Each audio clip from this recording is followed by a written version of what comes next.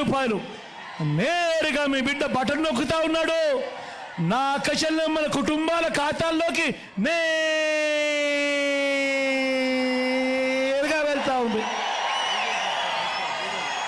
ఎక్కడా లంచాలు లేవు, ఎక్కడా వివక్ష లేవు.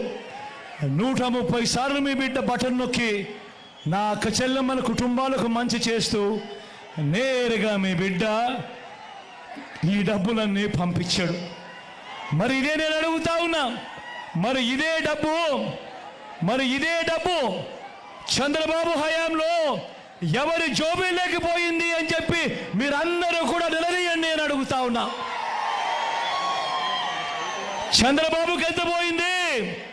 దత్తపుత్రుడికి ఎంత ఇచ్చారు? ఈనాడుకి ఎంత పోయింది? ఆంధ్రజ్యోతికి ఎంత పోయింది? TV5కి ఎంత పోయింది? వీరి జన్మభూమి జోబుల్లోకి ఎంత పోయింది అన్నది ప్రతి ఒక్కరూ కూడా నిలదీయండి నిలదీయండి చంద్రబాబు నాయుడును అని చెప్పి అడుగుతా ఉన్నా. అందరూ కూడా ఆలోచన చేయమని కోరుతూ అధికారంలోకి వచ్చేదాకా అబద్ధాలు మోసాలు.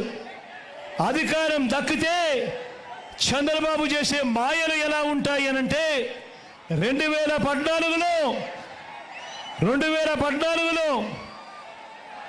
ఈ పాంఫ్లెట్ చంద్రబాబు నాయుడు గారు మీ ప్రతి ఇంటికి పంపించాడు.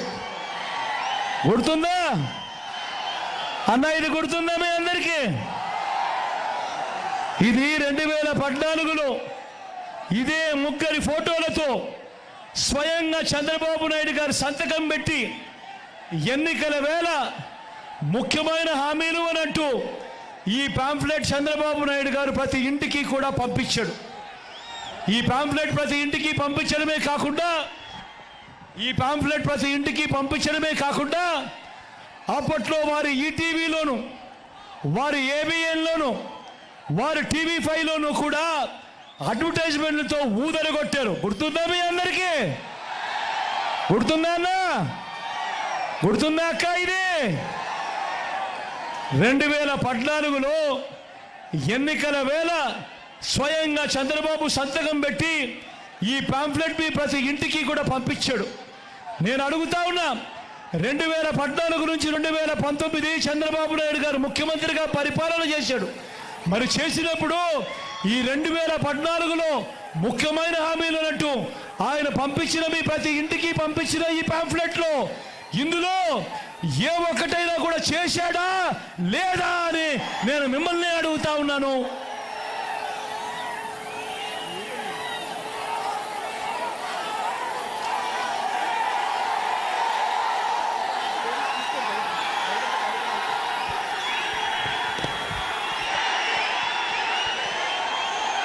ఇందులో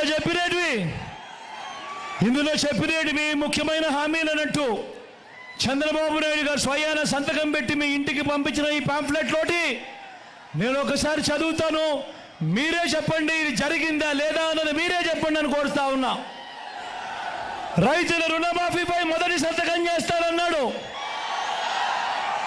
నేను అడుగుతా ఉన్నా, 87,612 కోట్ల రూపాయలు రైతుల రుణాలకు సంబంధించిన మాఫీ జరిగిందా అని అడుగుతా ఉన్నాడు మీ బిడ్డ.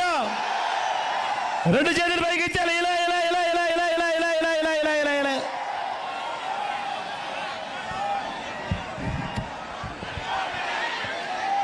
రెండో ముఖ్యమైన హామీ, పొదుపు సంఘాల రుణాలన్నీ రద్దు చేస్తామన్నాడు. నేను అడుగుతా ఉన్నా, 14,205 కోట్ల రూపాయలు డ్వాక్రా అక్క చెల్లెమ్మల రుణాలు, ఇందులో కనీసం 1 రూపాయి అయినా మాఫీ జరిగిందా అని అడుగుతా ఉన్నాడు మీ బిడ్డ. 2 చేతులు పైకి ఎత్తాలి. ఇలా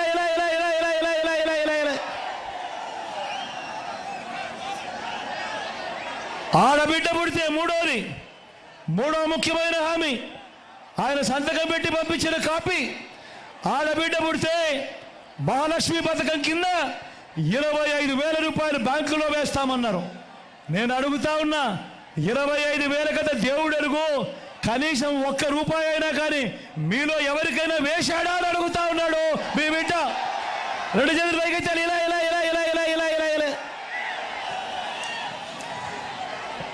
దేవుళ్ళ పేర్లు కూడా పెట్టి మహాలక్ష్మి పథకం అని పెట్టి దానికి ఎగరామం పెట్టాడు. ఇంకా ముందుకు పోతే ఇంటింటికి ఉద్యోగం ఇవ్వలేకపోతే నెల నెల నిరుద్యోగ వృత్తి నెల 2,000 రూపాయలు అన్నాడు. నేను అడుగుతా ఉన్నా, 5 సంవత్సరాలు అంటే 60 నెలలు ఇంటూ నెలకు 2,000 రూపాయలు అంటే 1,20,000 రూపాయలు ప్రతి ఇంటికి ఇచ్చాడా అని అడుగుతా ఉన్నాడు. మీ బిడ్డ 2 చేతులు పైకి ఇచ్చారు. ఇలా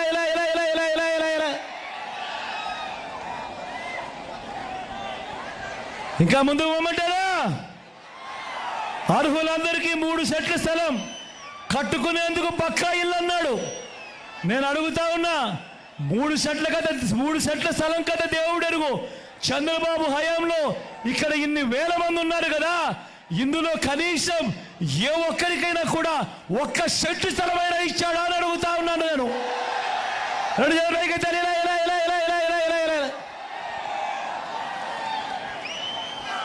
10,000 కోట్లతో బీసీ సప్లాన్, చేనేత పవర్ రూమ్స్ రుణాల మాఫీ అన్నాడు. ఉమెన్ ప్రొటెక్షన్ ఫోర్స్ ఏర్పాటు చేస్తామన్నారు. జరిగిందా? సింగపూర్కు మించి అభివృద్ధి చేస్తామన్నాడు. జరిగిందా? ప్రతి నగరంలోనూ హైటెక్ సిటీ అన్నారు. హిందూపురంలో కనిపిస్తా ఉందా?